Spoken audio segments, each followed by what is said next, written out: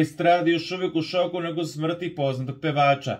Goca Lazarević kroz Jeca je za pomenuti list govorila o svom dugogodišnjem prijateljstvu sa Marinkom Rokvićem i koliko joj je i njegova smrt strašno pogodila. Nedostaju mi reči, svaka mi je glupa. Sve što bih rekla glupo kad njega nema. Ne mogu da verujem da ga više nema. Mi smo se poznavali ceo radni vek, skoro 50 godina. On je bio gospodin u duši, veliki umetnik i pevača, potpuno autentičan i drugačiji od svih drugih. Ove gospodin i prava retkost uopšte na našoj sceni. Toliko je odisao čistoćom, finoćom, poštovanjem publike i svoje porodice pred svega, kroz suze priča Goci i nastavlja. Iskreno nemam reči, jako mi iznenadio njegov odlazak, prerano nas je napustio.